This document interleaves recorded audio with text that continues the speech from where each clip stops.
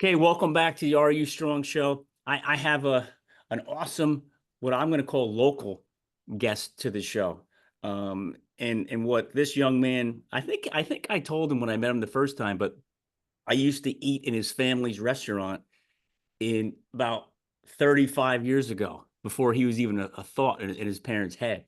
But I have a former Rutgers football player that I'm really excited to have on the show. Anthony, welcome to the show. What's going on, Jeff? Anthony How are Cioffi. you? I'm doing great. How are you, man? Good, man. Good. Before I have a ton of questions to ask you. But before I get into and all these, before I start grilling you, you know, Right. tell the audience a little bit about yourself, and so they can get a basic idea of your background. Right. So my name's Anthony Cioffi. I'm 30 years old from Springfield, New Jersey. Um, Born and raised there. I went to school at Rutgers from 2013 to 2017. I had stints in the NFL and the CFL. So with the Raiders and Jets, and then Red Blacks and BC Lions. Played a little bit in the XFL, UFL circuit recently. But I play safety and used to play corner down at Rutgers.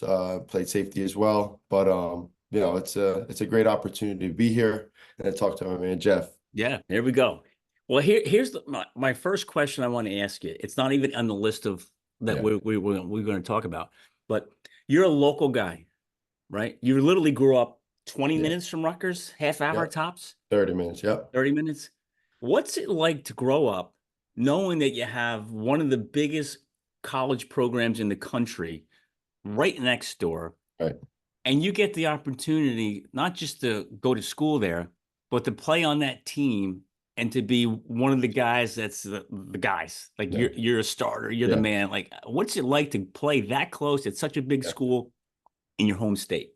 So no, it was really probably it was one of the main decisions that made me stay. That family atmosphere that they had, and as well as being close to home. So literally take Route 22 down, cut through Denellen, and I'm there. Yeah.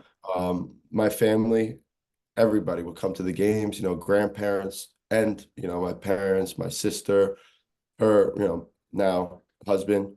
So, it's to be able to kind of have them come around and group up and not celebrate, just me, but like the whole atmosphere of Yeah. college football, like that's there. My uncle went to Monmouth, played tight end, and that was a nice atmosphere, great. But like, going into the Big Ten, Yeah. it's a whole different transition at Rutgers. So, I'm really thankful for every opportunity being close to home. Like that's what you really can't put a price on that. Yeah.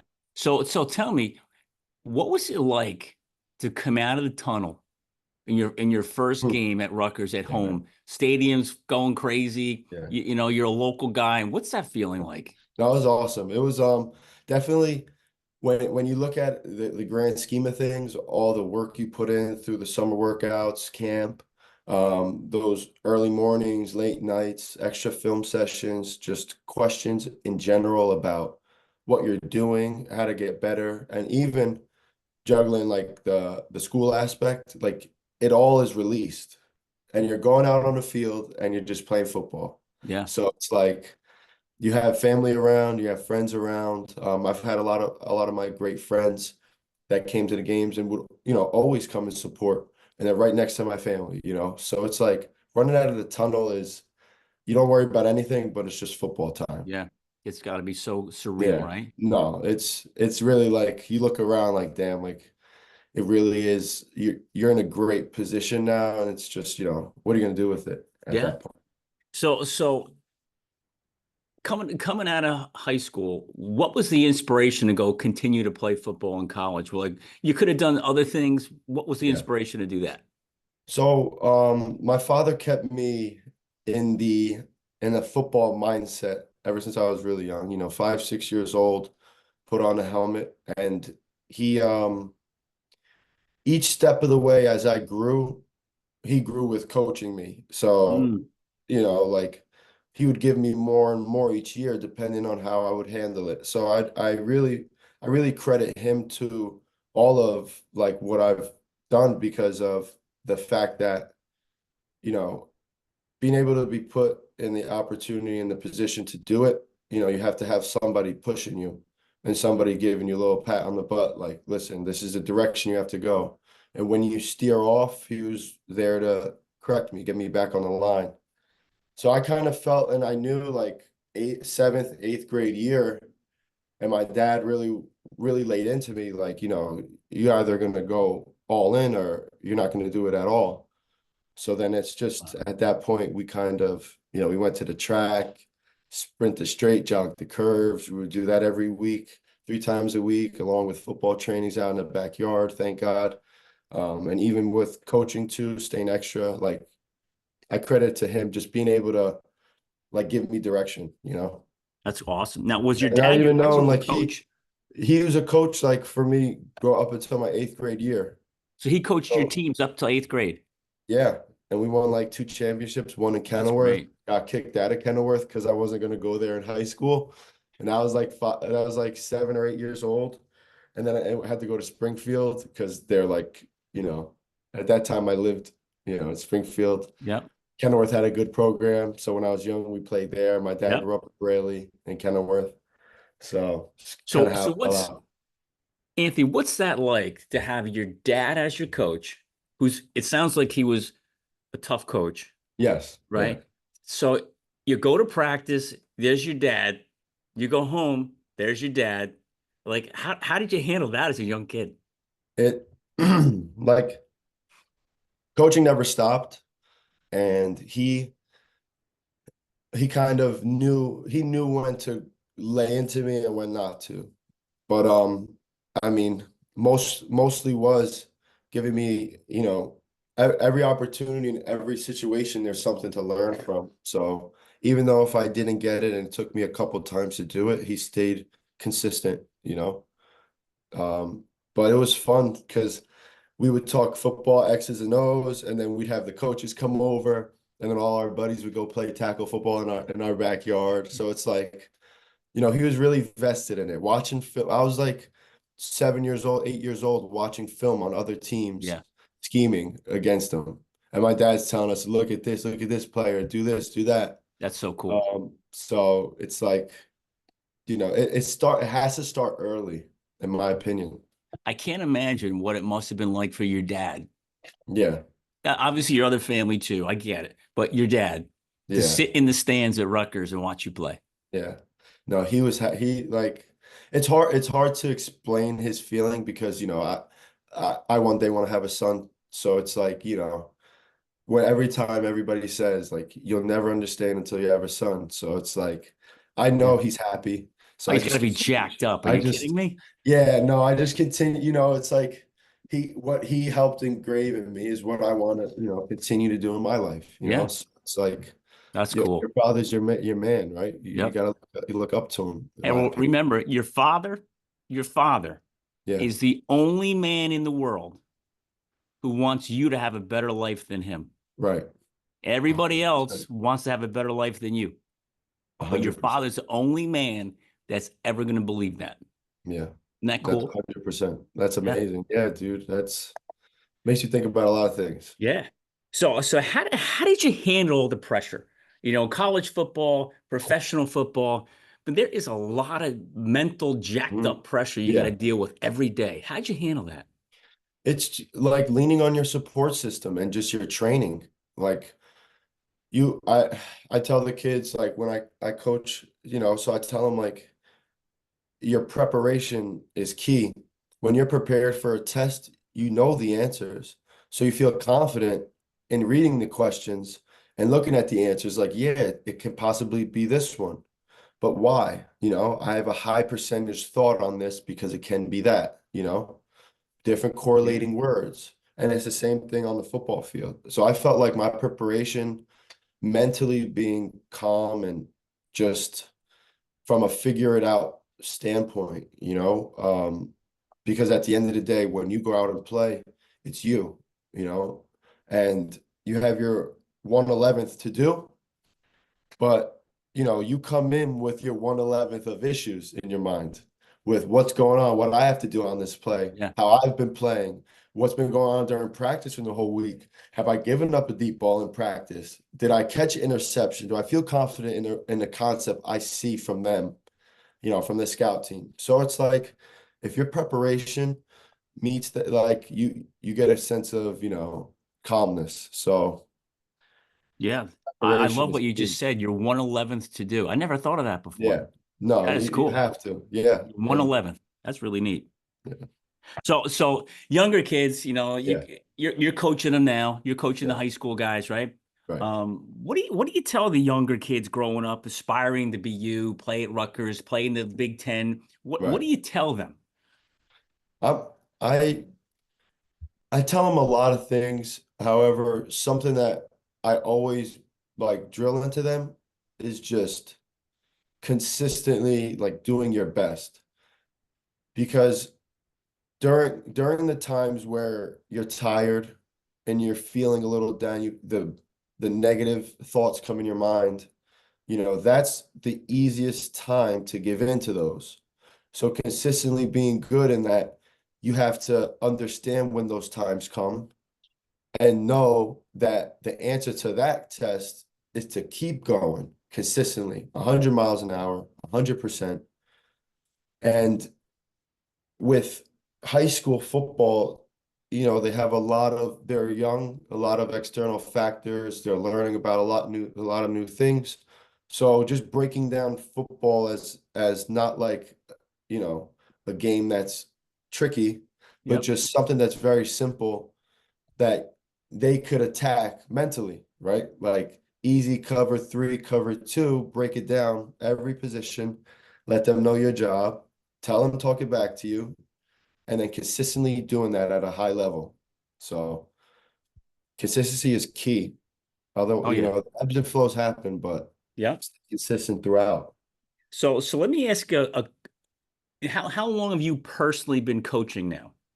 So this is my first year being DC at Jonathan Dayton, Okay. and I've been coaching the past 2 years with my uncle in Livingston with the eighth Okay. graders, Okay. called the defense there. And Okay. then I coached in 2017 when I was released from the Raiders Okay.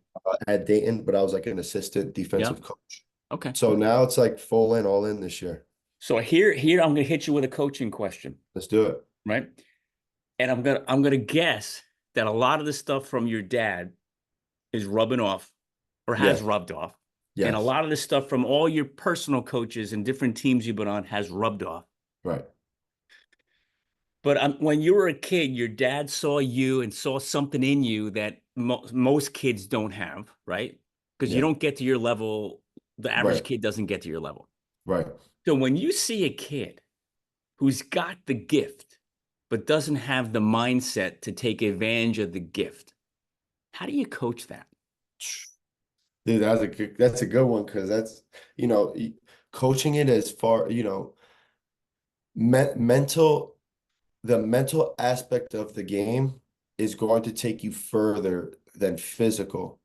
Your physical ability has to play a part in it, but you could have all the tools in the toolbox, but if your head case, if you complain when things don't go your way, when you automatically point fingers, when you sulk and think that when time is up, when there's time left, plenty of opportunity, it's just tough.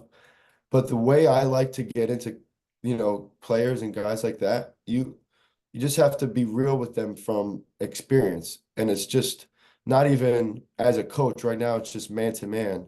Like I don't want you to be this type of guy in the future because I come across things in my point of sale company where things go wrong in a business, and these are restaurants full blown on doing a lot of money a day, a lot of volume, 200, 300 tickets a day.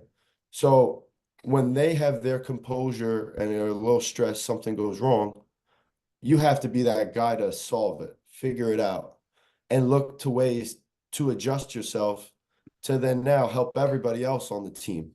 So with all the businesses I run and have, they're my team members. So when they call me with issues, it's like, listen, first off, let's take a step. Let's walk through it. What happened? Let's go through step by step. Did say you put in an order, it didn't go shoot to the kitchen. Okay, that's perfect information. Let me go look at the printer settings, Yep. just an example. And now if I go to football, it's like, okay, the guy ran a short, it was a 5 yard out, but he ran it 4.5 or 4 yards and it messed up my timing. Okay, there's one way to answer. Like, let's go over, let's figure out the steps. You have to do this a little better, and then it's going to help me out a little more. So then we could get you that pass, right? And I could get you that ball. Or it's like, dude, you're short. Why are you doing that? We can't do that. You stink, stuff like that. Okay. Pointing fingers. So it's just switching. It's always two sides of the coin. So you switch your thought in that moment, Right. be always positive. Is it hard for you, based on your experience and success level, not to get frustrated sometimes? Yeah, no, you do. You hit points where it's like you keep telling them, but you when that frustration then goes to your teaching, Yeah, because now it's another opportunity for you to learn that maybe what you're doing isn't getting to them. Let's try a new way, you know? Or you could that's get good. like, or you could get like a MFer and just point and say, no, you're not listening. You're not listening to me. But, I'm going to work with you. We got to get this done and figure it out. What you just said is so key. Your frustration goes to your teaching, or your teaching, Yeah, like you said, your teaching rises above your frustration. right. Yeah, Yeah. that's huge. And you lose yourself. You don't want to, if you lose yourself, then it's like your accountability, it's what you stand on. So that leads into my next question. Then is Yeah. is a balance, right?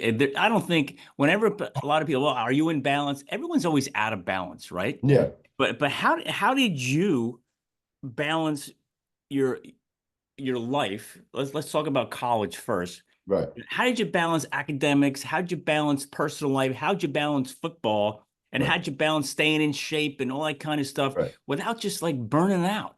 Yeah. I what's great is about the family aspect with Rutgers. We I had a good camaraderie with my roommates and the guys on the team. So Who was your roommate? Anybody I know? um Justin Goodwin, Sebastian Joseph, Yep. Miles Nash, Okay. those guys. And I also had Dorian Miller like early on, fresh. Yeah, we were all, but yeah, so like just you have a camaraderie with the buddies, you have a goal in mind, like you came there for a reason. So it's like you gravitate to people who are on the same path as you. And it's great to go to workouts, you're working, you're trying to get better, and that's the goal, right? You went there for a reason. We need to, I definitely came in and I need to get better. So it's like, being able to juggle now the workouts, we had a great staff. So it was fun to go. Like it was hard work, don't get me wrong. Like it sucked some days.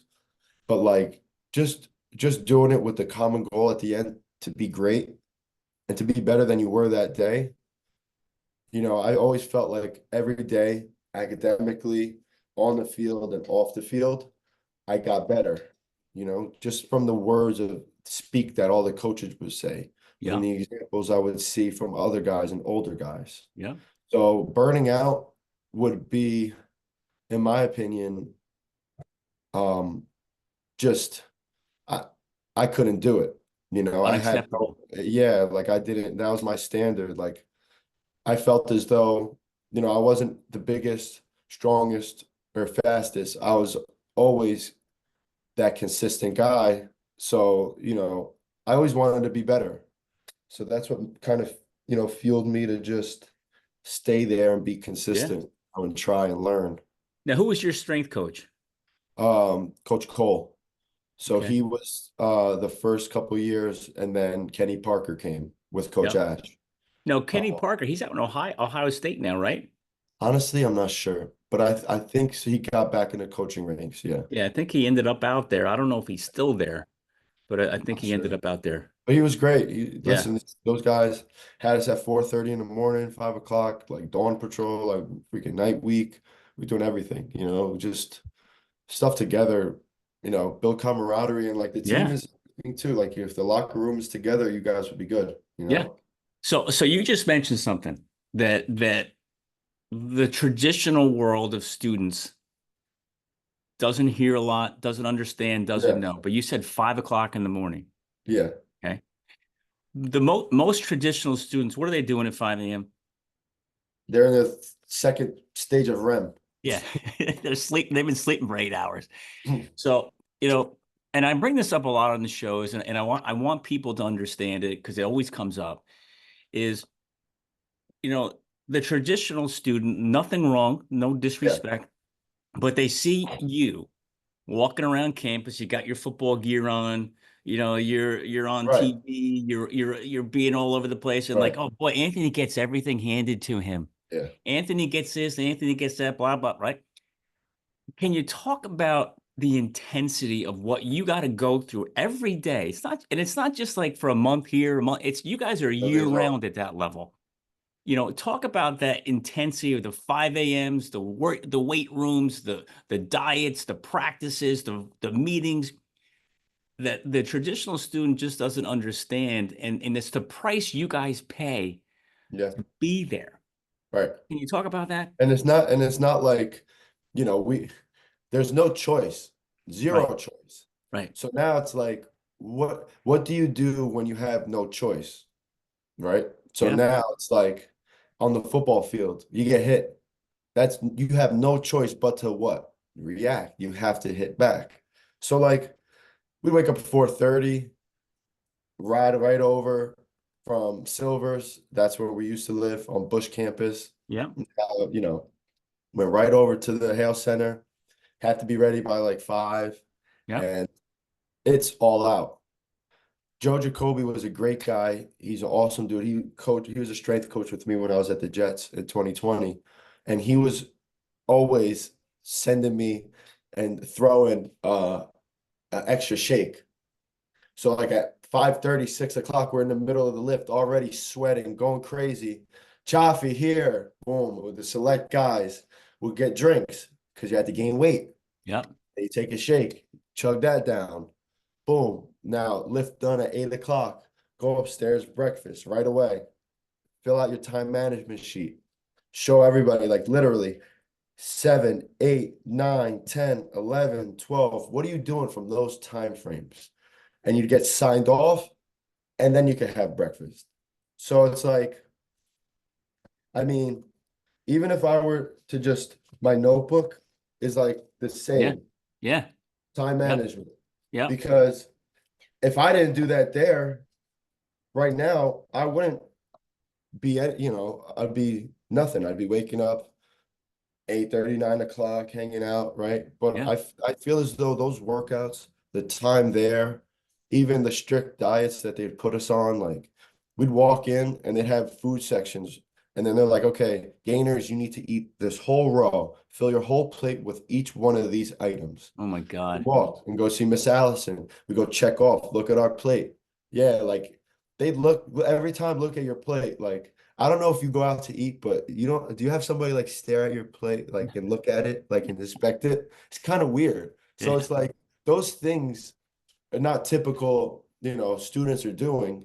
yeah, It's like, it makes you appreciate more what we do. And even yeah, the tutoring. And after that, like in between those blocks, after we eat breakfast, well, I have to go to a class or tutor. So then that's an hour. And then we're locked in after just shredding our bodies yeah, since 5, waking up yeah. at 4:30. Um, and then we Oh, would have practice later sometimes. So depending on the time of year, we'd have practice. And then it's like you do everything then, school, and then all of a sudden it's football. Even more school, 2 hours in the meeting room, hour and a half on the field, going over what we just learned, yeah. and then film room 30 hour after. So You're throwing out some cool lines here. What do you do when you have no choice? yeah. That is sick. No. You know what I mean? It's like you guys Yeah. have no choices, but you know Yeah. what? Here's what everyone's gonna say. Well, it was your choice to play. Okay, I Right. get it. I get it. But when Uh, you don't really yeah. realize what you got to do until you get there, Right. No. right? It's a wake up call. A Yeah, lot of people get, yeah. but So talk about that for a second. Let's talk about the transition from high school football, where you're the guy, like you're yeah. running all over the place, doing all kinds of stuff. Yeah. You get to college, okay. Then you grow into, okay, you're the man there. Then you get to the professional ranks. Talk Right. about that migration from high school to college to the professional side, how the changes are and what's the major difference? I'd say so. Even so, high school was fun. Like really, you had the ball in your hands, doing it running the ball, throwing, kicking, punt return, kick return, you name it. Doing So I everything. was every play, I was in the game. I didn't want to step foot out. And if I did, it was only because I broke something or got hurt, but I was okay. So like you transition to now college, you're a specific position and you're learning specific traits to just help in a specific spot. So it's like you're on special teams that's multiple positions, you learn different stuff. But I'd say that transition is just, now it's like, all right, you need to lock in on this because this is what we feel you're good at, and this is where we feel that you'll play. So we have other guys, 10 other guys that could do that job, you know? So at that point, it's like mentally realizing now I have those group of DBs in my room, but now that's competition. Now those are guys that I have to compete against to do better. To now, out of that group, I have to be the best so I could play.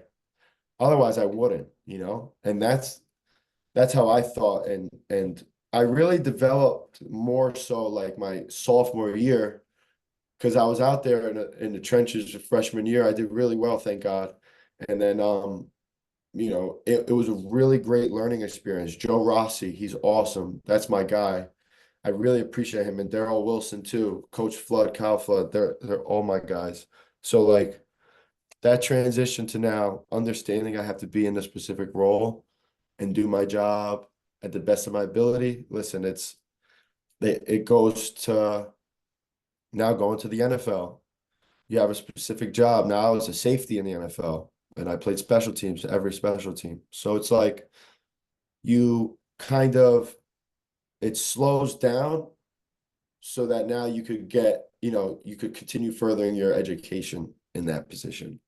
So I mean, even NFL, like I Carl Joseph, Reggie Nelson, like those are some guys. Like they, you know, early on at the Raiders just taught me and basically said, listen, film and learning from other guys is where you're gonna, get the most out of it. So it's just transition where you're the man to okay, you're a guy to now you got to prove yourself that you're a dude, Yeah. like amongst men. How So do you handle that mentally? Not going it's making those jumps from one level to the next. Is does each level get that much harder mentally? yeah, you have to because now it's you're not like my dad said it best. Other people are making decisions for you, so you have to go in and leave them no decision. Oof. You know, because if I would perform, that gives them no decision but to keep me. You know, I mean, if you don't, you don't. So that's exactly how it is. And as blunt, black and white as it is, it's just how personally I am and how my opinion is of it because of the scars, what I've been through. It's like Your rather dad's got straight a up. lot of one-liners, man, I bet. No, They're probably all stuck in your head and you're repeating them out man, to everybody now, you know? I, I don't So talk enough. let's jump around a little bit, you know. You don't put the helmet on anymore. Yes. Hmm. What's it like? And that's just recent for you. It's not like it was like 10 years ago. It's like Yeah. not that it's months ago Yeah. that the helmet's not getting put on. And you've been putting that helmet on for a long time. Yep. What's it like transitioning out knowing, hey man, I'm done? Yeah. It's I've I've kind of still doesn't settle with me. I still work out like my alarm is at 5:30. I'm at the gym at 6 to 7 and then I get my day going. Yep. So it's like that the stuff I learned from football, it brings me more it brings me more joy now putting all that work to my business now, being able to be consistent there and taking every teaching I learned from football to generate it to my life, you know? And I'm 30 years old. I thank God I've been learning and doing my business for this past like 4 or 5 years. But like all that stuff I learned from football is what drives me every day to be the best in my business and to compete and to know that I have to separate myself, you know. And it does, you know, it doesn't feel good. You know, you love playing football. Mentally, you think every time you get on a football field or you talk football, it's always past thoughts. You could remember plays like it was literally you close your eyes and it's like a preview, you know what I Yeah. mean, or a trailer. So it's like different things like that help me, you know, move on and continue to be at ease with football, you know. Yeah. So It's hard, man, right? yeah, It's it's hard. tough. I mean, No, you've had a summer camp for how many years, about yeah, 20, you know what I mean? right? So And I'm a lot older than you, come on, man. unfortunately. Come on, man. And I'll tell you, every August, I still feel it. Yeah, Like, man, my get God, into my it. body, my mind says, let's go. Like it's, Right. but your body's like, it didn't happen anymore, and your age. But I think when you take the helmet off the last time, because sometimes at your level, like you don't know when it's going to be the last Yeah. time. But when you're coming out of college, you're not going to the next level. You know when it's the last time. You Yeah. can count the games. But Yeah. at your level, like you just don't know. And like you said before, other people are making that decision for you, not you, Right. which is Uh, God, it's got to be so painful. Yeah. But then next summer I think is the first summer that you have no camp is the hardest summer ever. Yep. It's like, Yep. and you see some of the guys that are still playing, and Yeah. your mind guard starts going, your body gets, and like you said, you're still going to the gym and working out like you're going to be playing. You're Right. going to keep doing. I'm still doing that. Yeah. It's 40 years later, Doesn't and change. it doesn't change. It's just so difficult, man, Yeah. and No, people don't I get it. like to definitely just keep, you know, it's always positive and being around football is where it helps, you know, just Yeah, being involved in the game. yeah. Well, you talked about this, Ray, but let's go a little deeper. You talked about how playing football prepared you for your business. Yeah. Let's talk about your work ethic. Like you just said, you get out of bed, crack of dawn, Yeah. you're going to the gym before the people are even Yeah. out of bed. So let's talk about how you bring your sports mentality, work ethic to your business world now. So I run and own my own point of sale company. And I basically, if you need any type of restaurant equipment to take credit cards, that's, you know, you call me. And I definitely explain. I have like 3 employees so far, but what I try to explain and bring is that you have to consistently show up. Like it's a sales role. I'm not waiting on anybody to go out and get it for me. You know, I have to go and get it myself. I have friends, sphere of influences from over the years I developed, but that only gets you so far. So leaning on what I learned from football is what is continuing to keep me going, right? So, you know, I set goals. I want to hit, you know, 3 installs a month. That's my goal. Um, so sometimes it's like you get clouded with not explaining it the right way to your employees, like because not everybody is from an athletic or rigorous background, you know. So it's Yep. like being able to adjust your teaching to be able to tell them like, listen, we these are the things we have to do to be successful. And you may not believe in me now, but you will believe in me when it happens and when it continues to happen. But things will always come through. You'll be able to be happy and sleep good at night, knowing you're putting the work in. Make 20 calls a day, reach out to 5 businesses. That's 25. That's 125 businesses a week. You Yep. know, you do that over 52 weeks. That's a lot of Just the businesses. numbers work itself out. Exactly. So it's like just being consistent, showing up, being able to wake up out of bed and have a consistent schedule is what really helps motivate me to keep doing, trying to do better. I don't want to sit on a beach yet. I have zero time for that. No vacation. It's all work, stuff that's on my plate now. So I built, thank God, a great foundation, but it's like you got to keep it going. You got to be consistent. So let's talk about that for a second. Yeah. The foundation. How do you manage the mental side? Yeah. You know what I mean? It's like, football, they, like you said, they tell you what to do. Right. Well, now there's nobody telling you what to do anymore, man. Right. Like you're taking those habits and bringing them into real life. Right. But how do you personally handle the mental ups and downs of you're running your own business, the sales world, the Yeah. professional world? How do you handle that? So it's you get no's, you get sometimes things pop up, I mean, being calm and figuring it out, that's my MO to all my employees is just, you may come across a problem and that's okay, but problems can be solved. So all we have to do is just figure it out as a unit, as a team. So like mentally, it is tough sometimes. You have slow months or slow weeks where you're like, you haven't gotten a deal in a month and you're looking at, the drawing board. I have a whiteboard here with all possible, you know how it is. Yeah. So it's like I'm I'm looking at that and then I'm looking at my drawing board. I have to figure out a different way to generate something. Maybe I got to do something different, but it's all about figuring it out. And mentally, if you can stay calm and just understand that you can control what you can, and the rest is just going to fall into place, you just have to keep consistent. And even being happy too.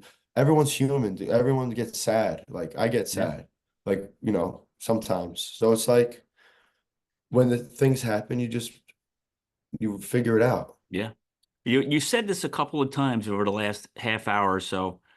You keep using the word calm, which is so cool, right? You be calm in figuring it out. Be Yeah. calm where did that come from?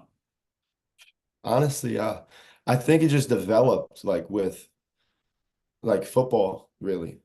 Like when, my dad would say, like, when you're out there, you got to make sure you know your stuff and make sure everybody else is good too. And if you know your stuff, you don't have to really you're not all over the place. He he explained it best, like you know what to do, you should feel ready and prepared. And like that calm feeling, I feel like it probably during Rutgers, like in big moments where like I was on the field as a freshman. I looked at the bright lights at Louisville, my first time stepping on the field, and then 5 plays later, I have a fumble recovery. And then 15, 20 plays later, I sack, caused fumble Teddy Bridgewater on a corner blitz. How cool was that? That was 13, 2014 year. So it was like, How much you didn't even know who you were sacking at the time. no, not at all. And the next thing he's like, oh, Heisman watch list. I'm Yeah. like, things can happen. So it's like, I don't want to be that guy that gets frazzled and it's because then someone's going to calm me down.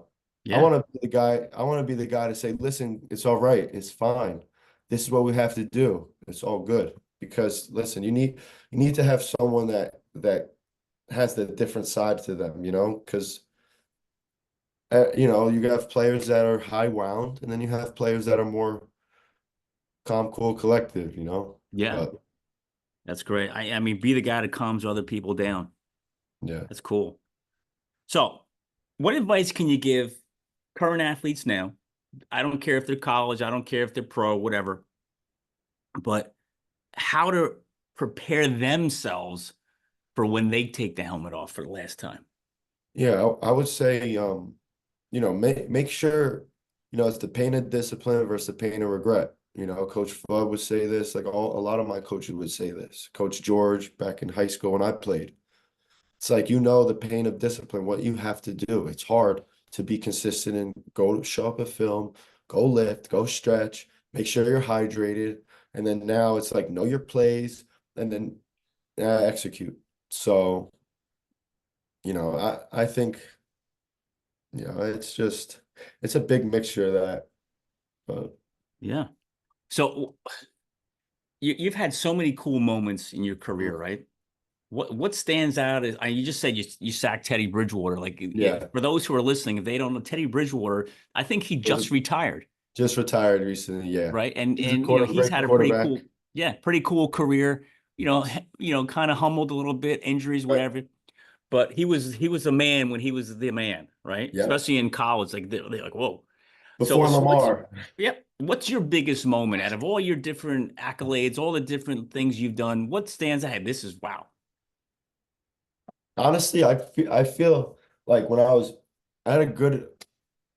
I mean, Rutgers was great. Like I every time I stepped on the field, it was like, wow, like I always took that moment for what it was. It was the biggest thing was that, right then and there, that game, that moment.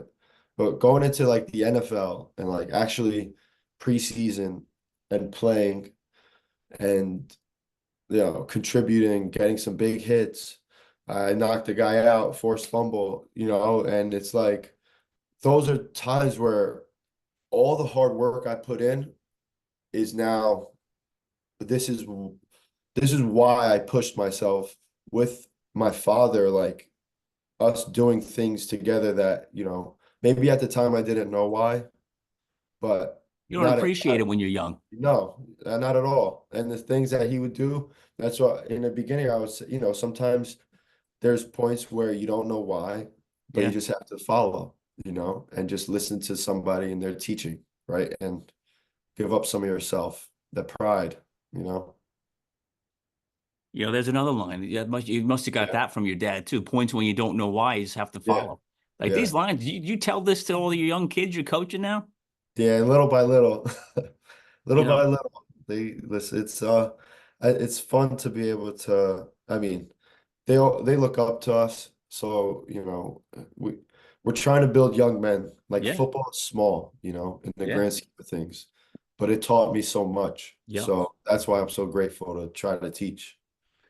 So I'm gonna put you on the spot because your dad's gonna listen, Yeah. right? What are those conversations like now with him? Sitting on the couch, watching a game, dad's Yeah. next to you. What's going on there? Oh my goodness. It's awesome. He has a nice little situation in the backyard, a little Casbah, he calls it. You go in the back, it's like a little fire pit, it has a TV, Yep. some chairs and seats. So we sit out there, watch the game, and we're analytical. So it's like I'm I'm trying to call out the play before, and I'm calling it out. And Yep. my dad's like, these guys, oh my God, they don't want to tackle, they don't want to do this. And I'm like, I know, Dad. He's like, you go do it. I'm like, man, I wish I could go. But it's fun because we like the Vikings, and like we root for the Jets and Raiders sometimes when they play, Yep. all teams play it on. So it's always good. We watch CFL too. So it's something to get us together. Yeah. We're analytical. We Yep. love analyzing the game because, he's seen it from a lot of different angles too. Yeah. It's Now, did he, fun. did he play growing up too, or no? He played growing up. He played running back at Okay. Braley. He was actually really good. He has the 100-meter dash record at Braley still. Really? He's a sprinter. Yeah. It was like 10.8 or 10.7. So I got my speed from him. Yeah. That's And moving. then we just I mean he had at that time 18 years old. He was with my grandfather and they were starting a business. Yep. Then he went full force. Like he went to Kane for a little bit, and then it wasn't for him. Yep. And then he went to the deli, and then a couple years after got his real estate license, and then ended up just 22, 23 years old, full time at the deli. Yep. But he's been there, ever since. Yep. He was a young kid with my grandfather when they came over and stuff. Well, I'm pretty sure I told you I used to work in Kenilworth, Yeah. right on Galloping Hill Road, the 17 that building right on the Parkway, Yeah. and we used to cruise up, go around the corner, and pop right into the restaurant, Yeah. and we would sit at the bar area, right? Hmm. And there was there was a young woman, long blonde hair. Hmm. She was always there behind the bar. I don't know who it was, a family Yeah, member. I don't know. But we would go there 2, 3 times a week for lunch, you know, beautiful. And then and it's like, it was a smaller place back then, yeah, right? And now still you same thing, is it same still the thing. same? We updated the pizza bar. There's like the hot plates and then Yep, like cold sandwiches. So it's still the yep, little same yep. thing. We would go there. I mean, the food there. Put a little plug in. I haven't been there in a while. I got to get there. Yeah, The food was incredible. right. You know, so Authentic. for those that are listening, you got to go. What's the address Grandma, again?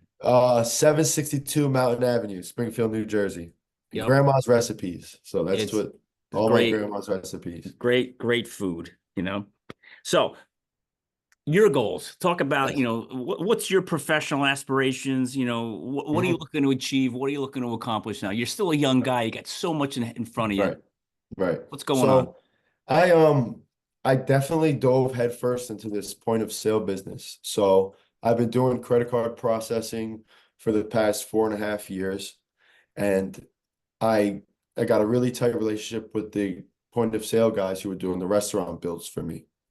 So I learned from them day one. Like 3 years ago, we installed, well, 3.5 years ago, we installed at my dad's. And it took me 2 years to sign them. You know what I mean? So my dad is like, all right, this machine better be good. And he's like, you better learn it. Otherwise, I'm not doing anything. So I'm like, okay, Dad, I will. I promise. I Boy, that promise. brings back football days, huh? Yes, exactly. So Dad, I'm going to listen. I got you. So the machine gets installed. I'm playing football in BC, British Columbia. Yeah. Thank God, Jason and Dwayne, my now partners, they walked them through it. Everything's good to go. And I come back like October and I dive in. I'm at the deli learning this machine. And then fast forward, like maybe a year later, I got into more. So I installed like a Thai restaurant, a sushi place, another Italian restaurant, another deli. So I'm like, now every install was an opportunity for me to learn. So Jason and Dwayne, after like, I think it was like a year and a half ago, they were like, listen, dude, you're really like good at this. And I have my units on my screen, on my phone, like my war room, anywhere I can access my unit if I have Wi-Fi or internet. So then they're like, set up a dealership, open up your own company. You should do it. So then now I did that.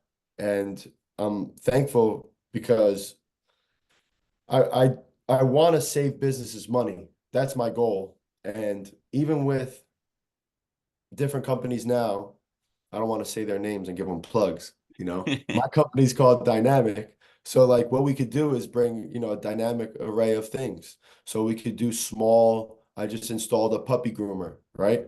We could do big restaurants, full scale, table seating. We could do mechanics. I have a mechanic, I have a barber, I'll have a massage parlor. So it's like, you know, being dynamic and helping people in all businesses, number one. Number two, online as well, if they need online payments. And then three is like my goal is to, at the end of the day, save them money and give them a great product. So someone and in a company that you'll call and they're going to answer. Someone, if there's something that there's wrong, they'll figure it out. Okay, so hold So that thought one yeah. second. You said someone's going to call. What's the number to call to find you? Oh, 973-558-0942. And what's the website? How can they find you? It's www.posdynamic, dynamiq.com. Okay, we had to get that plug in there. Yes, thank you. I appreciate it. No, it's just I try to um, just I want to be great in this business and I want to help it like excuse me. My father's a business owner. These credit card processing fees, they're a lot for businesses. Yeah, If it's $2,000 to $3,000 more a month, that's $24,000 to $36,000 you are losing just yep, on someone swiping their credit card. yep. So there's different solutions I offer, different ways where I can help them out. So that's really my goal, is to help people, save them money, because I know my father was in that situation before. Yep. And with everything going on right now, it's perfect for, businesses to say, okay, let me take a look at this. Yeah. It's a good conversation to have. Yeah. So It's helping the business. You're like their business coach. yeah, You know what I consulting, mean? Yeah, you're business consulting consulting. how to save them money. No different than you're coaching the high school team. No Yeah, different than when you're coaching. The pros are coaching whatever. right, You're coaching the businesses how to be more efficient and more effective. right. You know. 100%. So how about this for you personally? How do you continue to challenge yourself to stay motivated, to stay pumped up, to stay Yeah, jacked up? Because you're in a tough business. yes. This is a very competitive business. And I'd say with my training, as far as waking up early, gym, regimen with breakfast, and now, getting on in my station, looking at who I have to call, who I have to contact, who am I following up with. It's a competition with myself. People say, like, sometimes I'll get asked on Instagram, like, whose company is this? And I'm like, it's mine. So it's got my name on it all over. And dynamic is associated with Anthony Cioffi. You have to have uh, you know, nobody wants to hire anybody that's just gonna sign you up, switch you, and never answer a phone call and help you out. Right. There's different companies that send you a box and just let you go figure it out. You have to Good build luck. your Yes, here it is. menu. Good luck. You have to install it. You have to hook up all these Ethernet cords, link the printers, Yep. program the credit card terminal. So it's like, what I do is what other people don't. And what people like to take for granted and just like take the easy way, no, I'm doing it the right way. And I'm just trying to teach everybody on my staff to, you do it the right way once, you're not gonna have to go back and have any issues again. You're gonna have Saturdays right now where I can hang out on, Zoom with you and do this. So it's like giving myself flexibility where I'm coaching all week Yep. and I have a game Friday night, and what? I get zero calls. Nobody calls me. Uh, I'm I get calls to, how you doing, Ant? How Yeah. need help with this? Can you teach me how to do it better? Yep. I can avoid orders or do a discount, Hmm. holiday discount, you Yep. know. So Well, that's my goal. Just I think you laid it out perfectly, and I'm going to put a definition yeah, to it. Is your name is your brand. yeah. You know what I At mean? the end Like, of the day. and if I want to use my own personal experience, every time your name comes up with anybody, because I talked to a lot of Rutgers Yeah, guys, and anytime your name comes up, they smile. Oh yeah, I know it. Man, I he worked appreciate his it. ass off. That's Appreciate it. almost every time. Like he was a hard work man. That guy worked hard, Right. and that's it's 10 years ago. Yeah, And but the brand, your name, your reputation precedes everything you do now. 100%. You know what I mean? And The nail and, on and the it's head, man. cool when people talk about you in a good light when you're not around. Yeah, You did a good job. yeah. Appreciate it. So that's pretty cool. Yeah. You know? It's all the work you put in, Yeah, yeah. it's So one last question: is there anything else that I haven't asked you, we haven't talked about, that you think we should chat about before we end the show? no, I feel like we hit a lot, Yeah, it was great. It was a great time. Just like, I'd say, just in, like, from me personally, in closing, like, just the mental aspect of everybody's day-to-day life, everybody's football is different, like, uh, someone is a, musician, someone could be they're a personal trainer, someone works at a deli. Everybody has their problems. So, going into just day-to-day life, you give compassion, let people know that you're on their side, and we'll be fine. It helps you out too as a person, just knowing that you're a positive influence for somebody, and just mentally making somebody feel, happy. My dad, every time somebody comes in the deli, he's screaming, saying, "Hey," knows them by name. And that's something I saw when I was like 4 years old there. So, your impact on somebody, you really never know. So Yeah, definitely want to leave that in closing with the that's audience. awesome.